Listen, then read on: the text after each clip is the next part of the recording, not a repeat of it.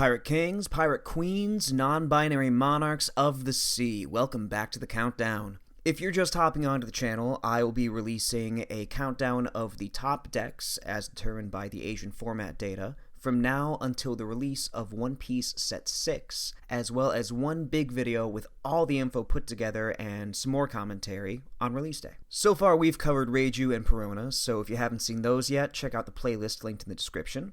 If you enjoyed this video and want to support the channel or get notified when the big analysis comes out, please take a second to subscribe. I always appreciate it, and it is a huge motivator to keep working on these analyses.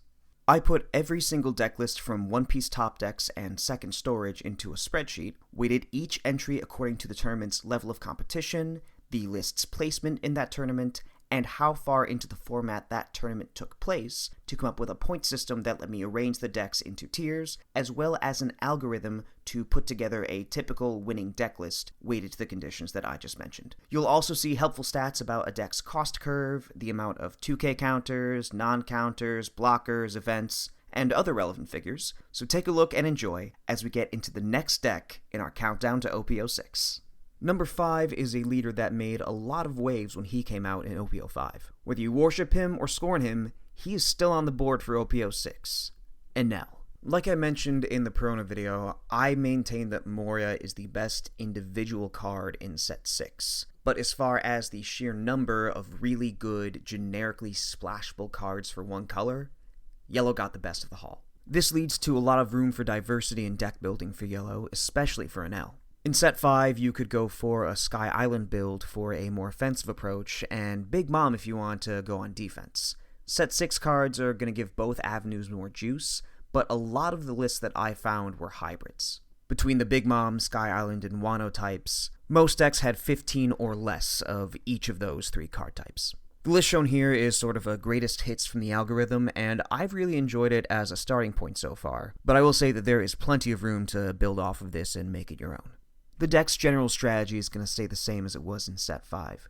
Take the early hits on life, build a big hand, hopefully see some characters from Trigger, get yourself down to 1, then keep on regenerating with Katakuri, Yamato, build a bunch of tall characters, and then make sure your opponent has less than 3 attacks on the board, or make sure that you can counter out of a third if you have to make sure that they cannot lethal you, and then keep on grinding until you know you have to go for game. Kozuki Hiyori is a 2-cost, 0-power 2K that lets annoy ENEL players the way that he knows best, stacking triggers. On play, you can put the top or bottom card of your life into your hand, and then put any one card from your hand on the top of your life pile. If you go second and you see her and Shirahoshi in your opening hand, you put a draw 3 discard 2 right on the top there. If you have a Maru or Beige in hand with her when you get to 1 life, cool, your opponent's going to start seething. You do have to keep in mind that you're giving up a 2K when you play her, and then your opponent might choose to focus on the board instead of your life. But if you're in a place where that's going to be what's best for you, it could be a fun mind game. Onami's gained a lot of notoriety for anyone who's looked into Set 6, with her ability to give someone banish on play. But that's not the main factor here. She's more so played because she is a Thunderbolt with counter. Exact same trigger ability. That being said, the banish could be pretty good if you expect that your opponent's going to give up the cards to get around it. You've probably noticed that we do not run any searchers in this build, and searchers were pretty rare for ENEL in OP06. There was one list that ran Shura, and no one had Pudding. But power cards like Yamato and 8-cost Katakuri are key to this deck. Plus, card advantage is exactly how ENEL manages to play the long game, so Sanji, the 2K from Set 3, can now use some advantage. Especially if you're in a game when you really need to dig for your play on 4 or 5 Doan. Little fringe, but very useful. Otherwise, he's still a 2K. There's not really much I need to say about Beige. Still the best yellow trigger we'll have. Always play him at 4 in this deck, especially when you're trying to manage the number of attacks that your opponent has. We've got 2 Brûlé, free trigger blocker. The Set 4 Sanji saw less play in Set 6 than he had before, potentially because of the discard, but getting a free blocker without having to lose any cards can literally be the difference between winning and losing, so 2 copies is a pretty safe play here. Kikunojo is the new staple yellow character. There are some naysayers because she doesn't have any counter, and her effect to heal when she's KO'd is going to be contingent on the opponent having 3 life or less, but she saw a lot of success in Japan. Some players went as far as to call her the Yellow Magellan, since they are that hesitant to KO her. Sakazuki can tuck her, but at least you're forcing them to use that kind of removal. And the threat she poses makes her work well with Gidatsu.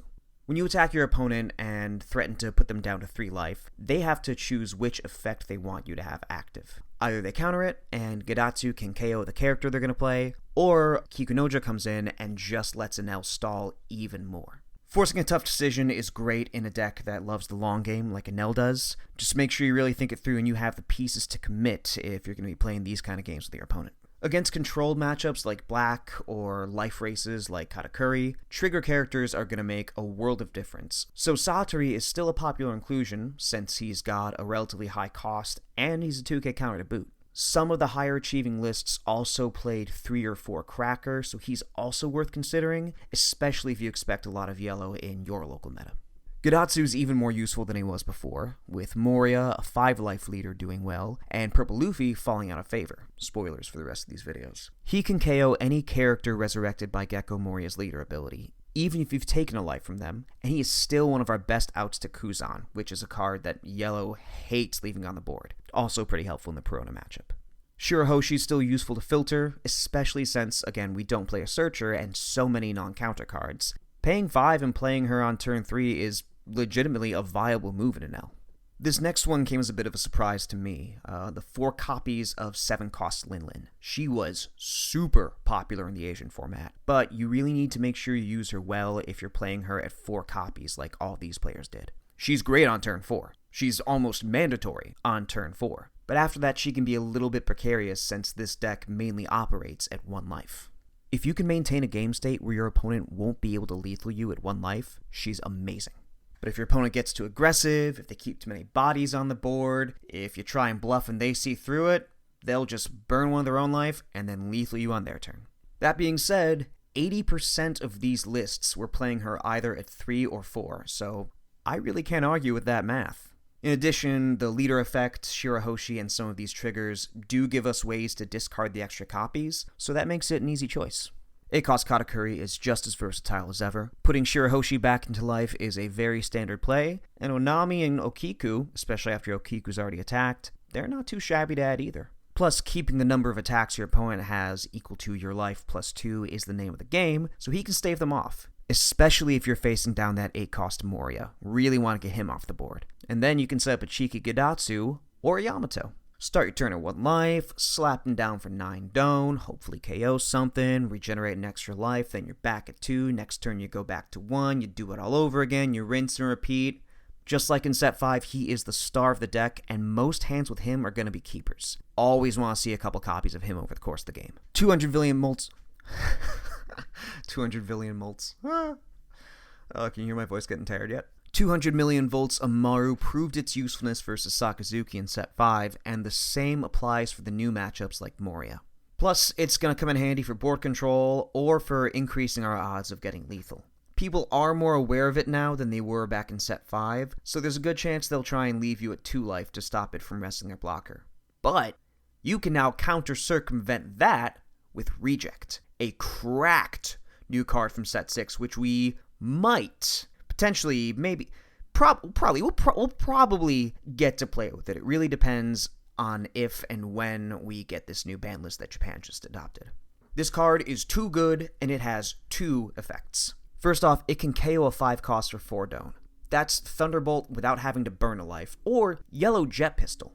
The only targets that Jet Pistol hits that it doesn't are the 6-cost Red Sanji, 6-cost Black Brook, and then a few other, honestly, irrelevant cards that I will be very surprised to see at a tournament, but kind of stoked to at the same time.